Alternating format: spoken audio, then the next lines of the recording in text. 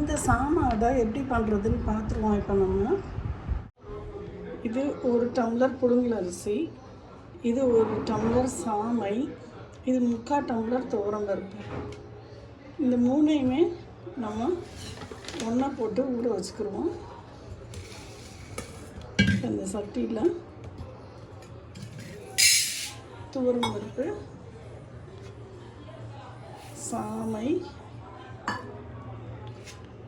இட்லி அரிசி 3ஐயும் ஒன்றா போட்டு தண்ணி ஊற்றி ஊற வச்சுருக்கோம். இது நைட்டு, நாளைக்கு காலையில் இதை ஆட்டிக்கிடலாம்.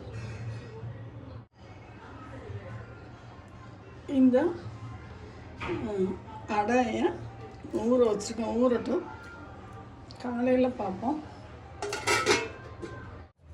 இப்போ நம்ம அடை நேற்று ஊற வச்சுருந்தோம். இது ஒரு 12 மிளகா வத்தல் நான் எடுத்திருக்கேன். 1 டம்ளர் தேங்காய், இது மாங்காய் இஞ்சி தோல் சீவிட்டு இதை நறுக்கணும். இது நம்ம ஊற வச்சா 1 டம்ளர் இட்லி அரிசி, 1 டம்ளர் சாமை, 3/4 டம்ளர் துவரம்பருப்பு. இதை இருத்துட்டு மாங்காய் இஞ்சியை நறுக்கிட்டு வரேன், தொளி சீவிட்டு. மிக்சியில் மாங்காய் இஞ்சி போட்டுக்கிறோம். இந்த மிளகா வத்தல் ஃபுல்லும் போட்டுறோம்.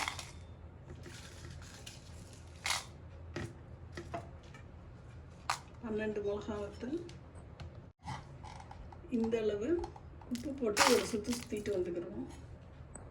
இப்போ இந்த தேங்காயை இதோடு போட்டு நம்ம ஒரு சுற்றிக்கலாம்.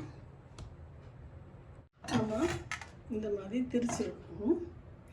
இப்போ இந்த சாமை இதை நல்லா அந்த தண்ணியை ஃபுல்லும் வடிகட்டிட்டு வந்துடலாம். இதில் இந்த தேங்காயை ஃபுல்லும் நம்ம போட்டுடலாம், அரைச்சிட்டு வந்தது ஃபுல்லும். இப்போ இதை நம்ம கிரைண்டரில் போட்டுக்கிடலாம். நான் ஏற்கனவே இட்லி ஆட்டின மாவு தான், இப்போ தான் இட்லி ஆட்டினேன். இப்போ இந்த சாமை அடை மாவை அப்படி இதில் போட்டுடலாம். நான் ஒரு 1/2 டம்ளர் தண்ணி எடுத்திருக்கேன். இந்த உருளையிலே ஊற்றிட்டு இதை ஊற்றிடலாம். இப்போ நம்ம கிரைண்டர் போட்டு விட்டுறலாம். கொஞ்சம் திக்காக இருக்குது, அதனால் இன்னும் 1/2 டம்ளர் தண்ணி ஊற்றிக்கலாம்.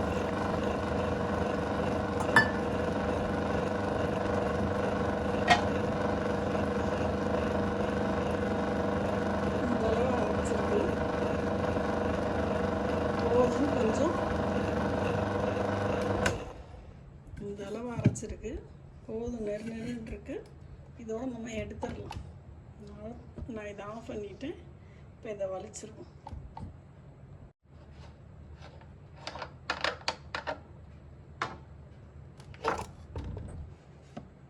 பாருங்க, நம்ம இந்த மாதிரி ஆட்டி வச்சுருக்கோம். இது நான் ஊற்றும்போது காமிக்கிறேன்.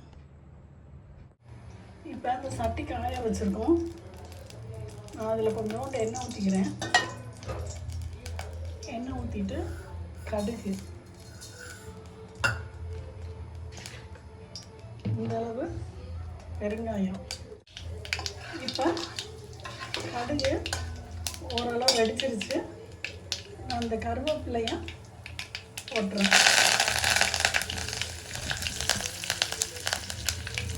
அடுப்பு ஆஃப் பண்ணிடலாம். இந்த சட்டியில் நம்ம கொட்டி வச்சுக்கலாம்.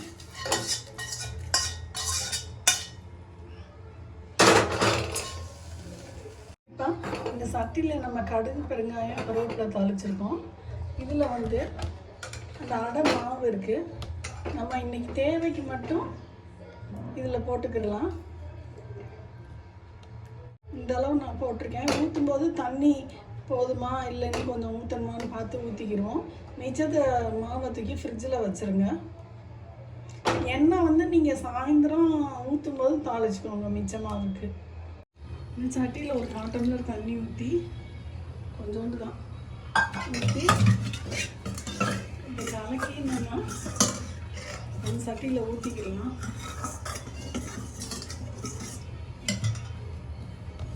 தோசைக்கல் காய வச்சுருக்கேன். இப்போ இந்த சட்டியில் இந்த தண்ணியை ஊற்றிக்கிடுவோம். ஒரு 1/2 டம்ளர்.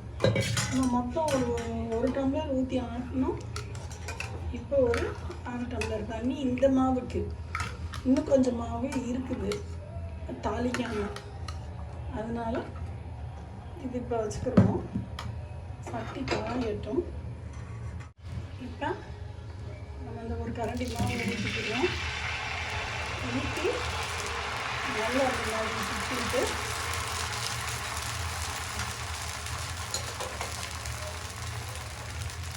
லைட்டாக எண்ணெய் ஊற்றிட்டு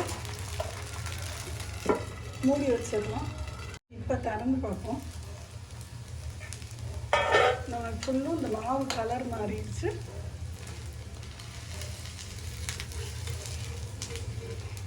திருப்பி போட்டுக்கலாம்.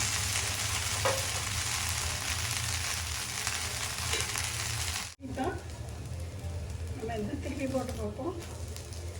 நமக்கு நல்லா வெந்துருச்சு. சாம அடை நெக்ஸ்ட் அடை ஊற்றிக்கிறோம். நல்லா கலந்து விட்டுக்கோங்க ஒவ்வொரு அடைக்கும்.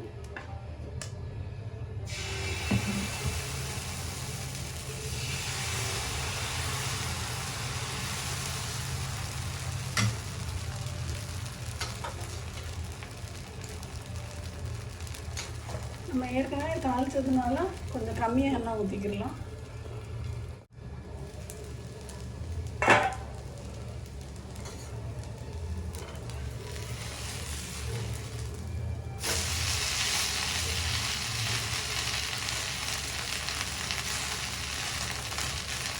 வேகட்டும்.